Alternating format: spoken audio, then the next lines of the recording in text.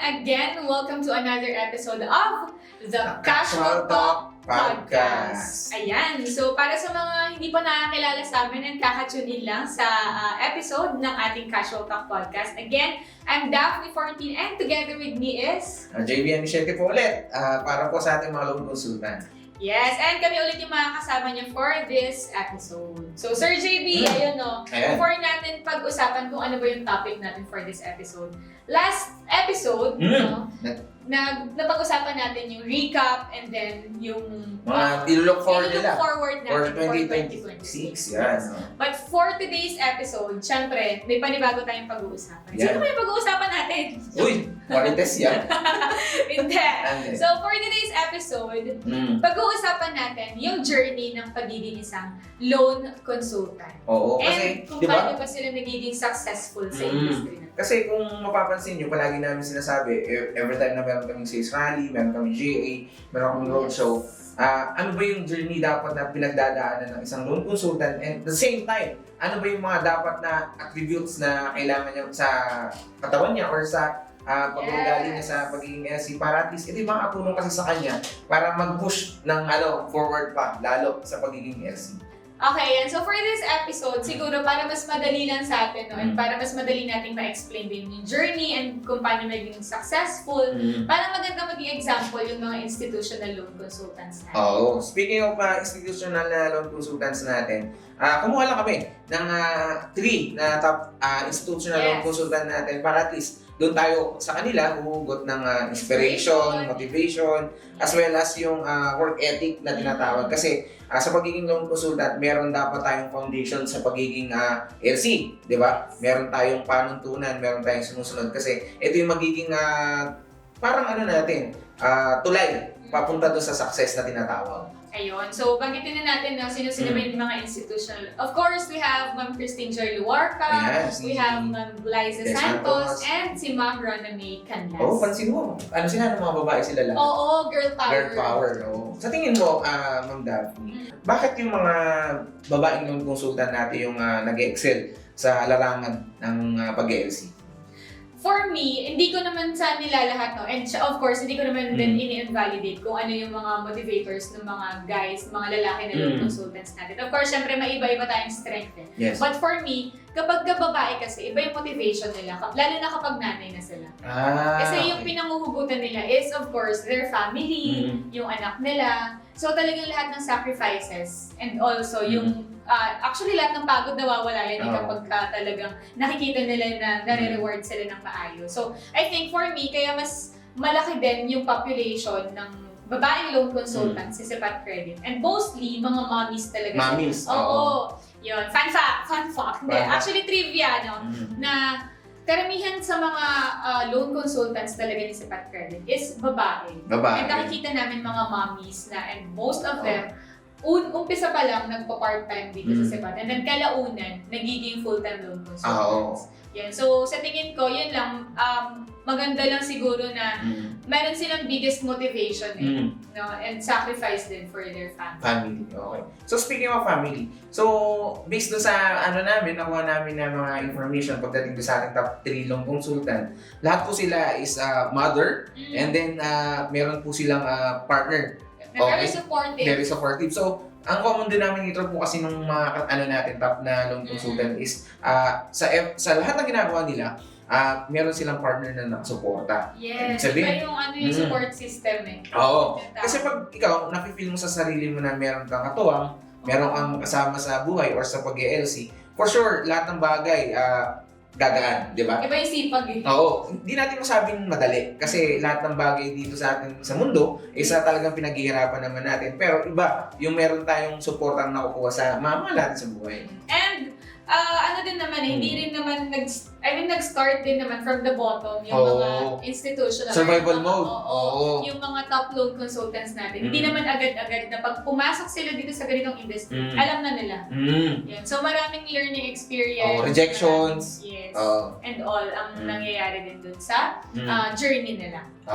So, one thing din na na nagiging pansin natin, tawag dito, meron sa ating mga loan consultant is pare-pare sila dati na employee. Employees. Oo. Meron silang full-time. Full-time na work. So, ibig sabihin, sa pagpo-full-time nila, doon nila nakikita na, teka, kaya ba itong i-support ng family? I-support yung family ko, di ba? So, doon sila nagganap ng ibang way para at least lumaki yung ano nila, yung ways to gain or magkaroon ng income. So, dyan pumasok yung pagiging loan consultant naman. And actually, iba-iba yung struggles nila din, no? Before sila naging loan consultant. Yes. Yan. And ayun nga, no, yung naging common denominator is talagang inisip nila kung paano sila makakapag-provide sa family nila. And nakita nila yung pagiging loan consultant na, okay to, malaki yung magiging potential income, yung opportunity na makukuha ko dito. And by that time naman, syempre, nag-dream sila ng malaki. Pero at the same time, habang tinatawid nila yung pagiging loan consultant, sobrang daming struggles and dami talaga nila yung pagdadaanan. No? Yes. Speaking of struggles, based dun sa ano natin, sa data natin or sa information na nakuha natin, si Ma'am Rona is nag-ano na siya, 1 year kay Sepat, nag-join. 1 year? 1 year, 1 year pa lang? 1 year pa lang, pero nag-ano na siya, institutional loan consultant na. So, sa ating mga new LCs dyan, never lose hope. At may pagkakataon po para sa atin, kailangan lang po talaga natin ng enough motivation para mag-push and then makuha po natin yung mga wants po natin. And then pagdating naman kay Ma'am Lamarca at kay Ma'am Glyza, si Ma'am Glyza is nag-start ng 2023 and then si Ma'am Lamarca is parang nasa 3 years na mahigit dito sa atin sa Sepat Credit Financing. So in short, during those times, nakikita natin sa mga top loan consultant natin na meron silang milestone month per month and year by year. Oo. Kasi wala naman makuha ng instant eh. Lahat kailangan natin paghirapan, di ba? So, maliban na lang kung nasa iyo na talaga yung sobrang swerte. Parang tumaya ka ng loto, 6 digits, bigla kang nanalo ng milyones. Kumbaga, first account mo, no? C-based 1M agad. Diba? Actually, may ganon. Meron. Yes, pero at the same time, hindi naman din ganun, hindi naman din talaga nagiging consistent. Kasi syempre, yung mga clients naman na tatap natin, hindi naman tayo sure lagi na seaman yan, top officer yan, 1M yung kaya niyang i-loan. Dadating yung time talaga na maraming madedecline na accounts, maraming magka-cancel, maraming hindi ipapass muna sa ngayon. So, hindi mo na ma-approve. So, yun yung mga karaniwang challenges na kinakaharap ng mga LCs natin. So, speaking of first release. First release.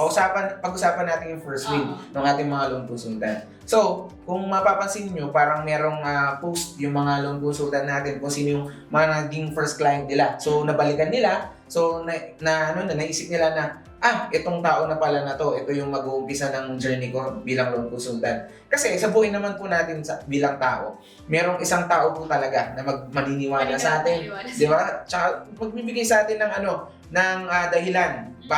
Bakit natin kailangan ituloy yung mga bagay-bagay, di ba? So, kung naman sa mga, speaking of first win ulit, parang sobrang fulfilling sa mga natin, top loan consultant natin na parang nagme-message sa kanila na thank you po kasi na-provide nyo po yung mga pangailangan.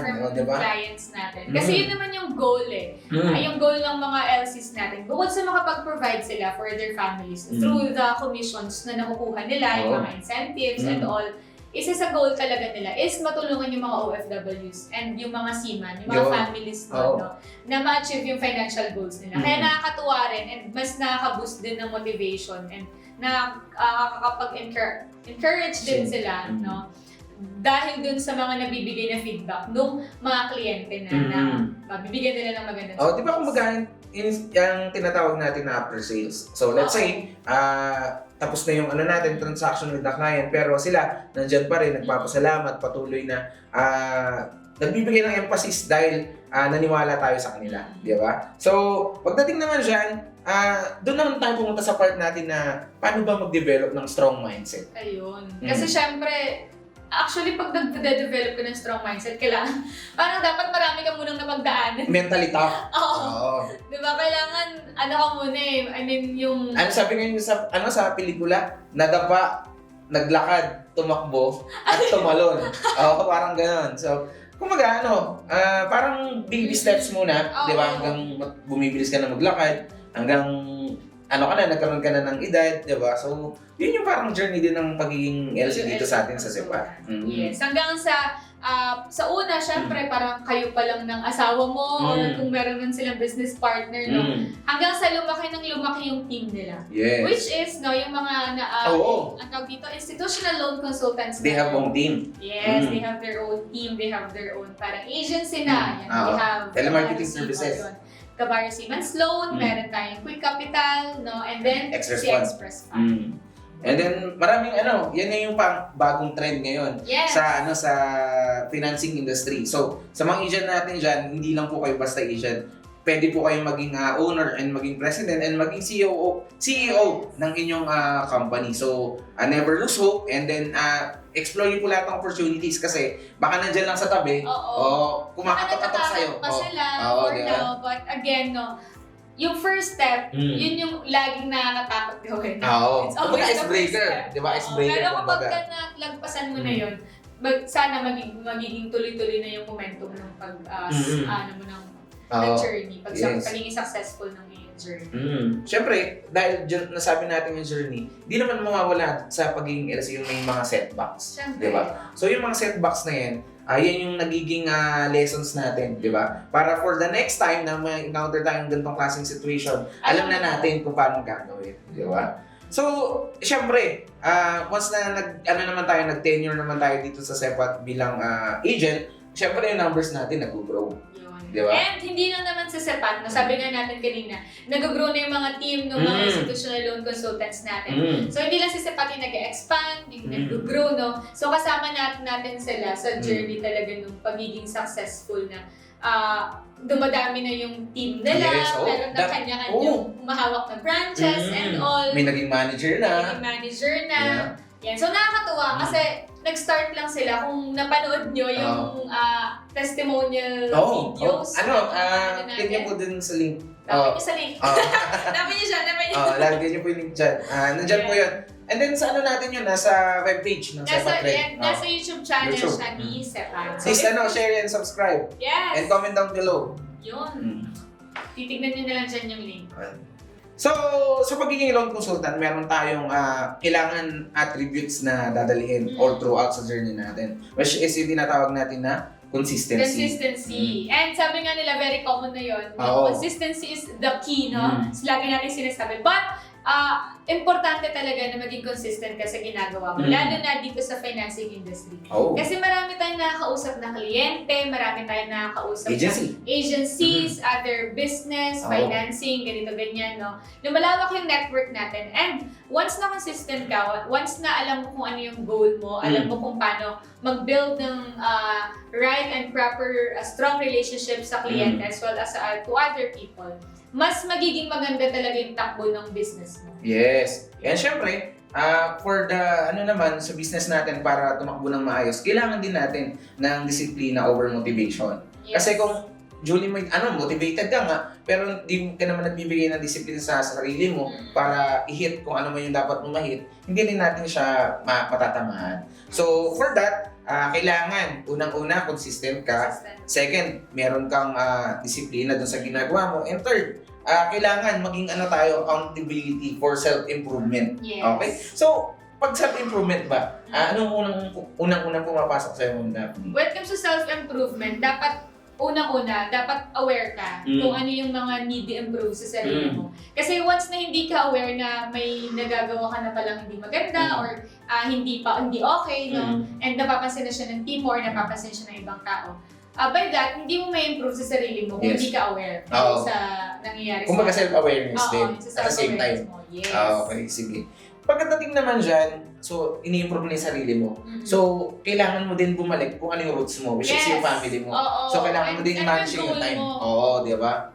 So, kailangan, pagdating naman sa time, kailangan mabigyan natin ng oras yung pamilya, yung sarili, yung partner natin. Kasi, all throughout the stress in life, sila yung magiging, natin, tinatawag nilang, palagi. Sila yung palaging nandyan, palaging sumusuporta sa atin, palaging nagbibigay sa atin ng advice, at palaging, tawag dito, tenga na ano na tawag dito. Lagi handang makinig. Makinig, nasusumbungan natin. Yun yung maganda dito kay Sepat yung mga loan consultants natin. Since pwede silang work from home, work from anywhere, no? Hindi lang sila basta freelancer. Hindi lang sila freelancers, no? And hindi na nila kailangang mamili pa kung ano yung priority nila. Kasi kaya nilang gawin both eh. Yes. Priority for their families and of course for the business. Sa business, may mga team na yan na nag-work for them, no? They just need to strategize na lang. And of course, syempre, to support yung working team nila. And of course, for their families. Yes. Hindi sila nawawalan. Sure ako na hindi kayo nawawalan ng oras para sa family nyo. Lalo na yung mga institutional loan consultants. Kasi nakikita namin first hand na nagta-travel sila. May mga incentives di ba? Nagta-travel sila with their family. Which is a success na for a loan consultant. Kasi ano ka na nakaluwag-luwag ka na Tsaka may mga free travel incentives na yung mga bukod pa syempre sa they can travel na anytime, no? With their own money. Yun. So syempre, iba din kapag galing siya sa incentive, galing siya sa pinaghirapan. Kumbaga, hindi lang to basta nakuha namin ng binigay lang. Kumbaga, not earned, not given. Di ba? So, pinagtrabahuan talaga ng maganda. Okay. And then, syempre, banggitin na lang natin ulit, to wrap it up, kung ano ba yung mga common denominators na meron sa yung mga usual, no, kung paano ba naging successful yung mga loan consultants. Just to wrap everything yung mga napag-usapan namin ni Sir JB. Nabanggit niya kanina, no, yung mga institutional loan consultants natin, is they have supporting partners, supporting family, no, yung strong yung supporting system. Kumbaga yung environment nila is nandun para ibigay lahat ng kaya nila. Kasi once na nakikita nila sa sarili nila na, ay teka, yung support system ko, umasa sila sa akin. Kailangan ko pasipagan, kailangan ko panggalingan, kailangan ko ma-meet kung ano man yung pinapangarap ko para sa kanila. Yun yung great motivation nila, diba? Yung family nila. Masarap kaya na nakakapag-provide ka sa family mo. Naman. Sabi nga sa isang LC natin, nung na-provide nga sa kanya yung parang gatas, di ba? So, sobrang na-fulfill yung yung cravings niya pagdating dun sa gatas na yun. Kasi, may fulfillment. May fulfillment kasi, sabi nga nila, maliit o malaki isang bagay, pero binigyan mo ng time and effort, ma-appreciate ang yan, tao yan. So, sa atin bilang LC, matuto tayo na ma-appreciate kung ano yung mga dumarating sa atin na kliyente, malaki o maliit man yung approval niyan, di ba? Kasi, dyan nag-start. So, malay mo, yung pinagtsagaan natin na client, nag-refer pa pala ng, di ba? Marami siyang kakilala, di ba? So, yun yung natin, yun yung mga bagay na dapat nating i-insist or ipasok sa ating sistema or maging foundation natin bilang loan consultant dito sa Sepat Credit Financing. And then, syempre, speaking of support system, nandito yung namin department, yung LC Relations Department. Di ba? Hindi kami magsasawang sumuporta syempre sa mga loan consultants. Lahat kayo na loan consultants from new LCs, yung mga local LCs natin, national LCs, and of course, yung institutional loan consultants. Kasi kami, dito sa LC Relations Department, gusto namin, meron tayong journey din, di ba? Speaking of journey, nandyan kayo bilang local or individual. So, bigla kayo magiging national. Tapos magiging institutional kayo, di ba? So, yun yung natin, yun yung ladder. Para sa journey natin ng pagiging loan consultant. So, kung sila, kaya nila, ikaw, kaya nyo ba? Kaya nyo yan. You just need to take the first step, no? Para magtuloy-tuloy yung journey nyo bilang loan consultant. Kasi para sa mga loan consultants na medyo natatakot pa, na bumuo ng team, na magkaroon ng mag-establish ng sariling office. Pwede rin tayo mag-offer nun. Yes, kasama rin siya sa ina-offer natin, no? If you want, if you have currently na yung existing offices niyo, meron din kami ina-offer na Sepat Lounge program. Ayan, so it's a separate incentive program, no? Or additional stipend siya para sa mga loan consultants na may existing office. Pero pag gusto nyo na i-visit po yung aming Sepat Lounge program, kindly message us lang po para at least ma-assist po namin kayo. And then, kasi gusto namin, kayo bilang loan consultant ng Sepat Credit Financing is mag-progress, umasenso, at makuha kung anong tinatamasa ng mga top LCs natin. And if you need mga marketing materials, collaterals, pwede po kayong mag-enroll sa Sepat Launch Program. So, you need to message us lang para ma-assist namin kayo, mag-provide ng mahingi namin yung mga requirements or yung mga needed na details from you guys. So, again, ayun no, so doon na siguro nagtatapos yung ating second episode. Hopefully, marami kayong nakuha Na lessons. Oo, kasi being on the field for, let's say, 2 to 3 years, nakuha na namin na sabi sa amin, nakausap kami kung ano ba yung... Sobrang dami ng journey yun. Narinig namin. So, syempre, sinishare namin to sa inyo para at least magkaroon kayo ng additional motivation. And then, at the same time, masabi nyo sa sarili nyo na, ay, kung nagawa nila, magagawa ko din pala. Yes. Kaya nyo yan. You just need sabi nga sa Sepat is, hashtag, ano yan? Kaya agad. Kaya agad, di ba? Hashtag kaya agad. Sabi nga ni Alex Calleja. Kaya agad. Basta ano lang, lagi lang natin na isipin yung mama natin sa buhay, walang imposible. Pag nabigay po natin yung mga pangangailangan nila for sure, mas maghahangad tayo ng mas magandang buhay para sa kanila. If medyo naguguluhan na kayo ngayon or if medyo feeling nyo hindi na para sa inyo pagiging loan consultant, ano lang kayo, take step back lang, then reassess lang kayo kung ano ba talaga yung goal nyo. And ano ba yung purpose nyo, bakit gusto maging loan consultant. Balikan nyo yung unang yung unang commission nyo. Yes, di ba? Ang sarap kayong malaman kung ano ba talaga yung purpose mo dito sa industry. And by that, mas marami kang matutulungan ng mga families na OFWs and seaman. And of course, ang pinakamahalaga is natutulungan mo yung sarili mo and of course your family. At the same time, yung mga OFW na nabanggit ni Ma'am Daphne kanina is syempre may pangangailangan din yan. Okay? So kung na-provide natin yan, na-satisfy sila sa services or mga process natin dito sa Sepat, for sure, ma-retain yan, magkakaroon tayo ng passive income, and then all throughout ng pagiging LC natin, nandiyan siya, nakasuporta sa inyo. Yan po yung mga support bodies na kailangan na pagugutan natin ng inspiration ulit. Kasi masabi natin, kagaya nga kanina, minsan nadadapa. Di ba? Minsan, pero babangon. So, once again, thank you so much no, sa pagsama ulit sa amin ngayong second episode. Bilis! Ang bilis naman! Nakadalaman na tayo. So, meron pa tayong 9 episodes. Yes. So, kung may gusto kayong mga titles or ano, di ba? Di ba? 10 episodes pa. 10 episodes pa. December tayo, guys. So, pag may gusto silang mga topics na gustong pag-usapan, comment down below. Comment nyo lang po sa aming hintayin namin. Comment box dyan. And then, ano po natin yan, i-visit po natin yan. Kasi, dito sa Sepat, wala naman pong mas important dito, kundi mabigay po namin yung magandang serbisyo sa ating mga loan consultant. Yes. Wait lang! Mag-shoutout tayo. Before we end, gusto lang namin mag-shoutout sa mga nagbigay ng support. Yes!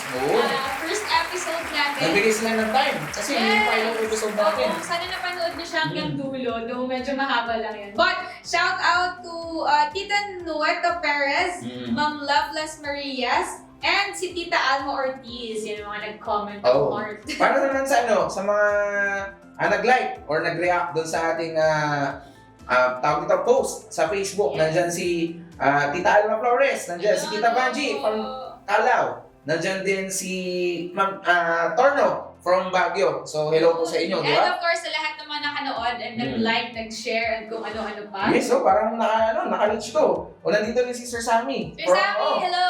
Yan, speaking of, sa Dubai, magkakaroon po tayo ng event. Pero pag na-post na to, panigurado tapos na yung event na. Makikita nyo na lang po sa Facebook namin kung ano po yung naging proceedings doon sa lakad nila Mang Daphne sa Dubai. Yan. So again, thank you so much. I'm Daphne 14. And I'm JV Anichete po ulit. And thank you po for tuning in sa aming second episode ng The Casual Talk Podcast. See you on the next one. Bye-bye po. Bye-bye. Comment and share and comment down below.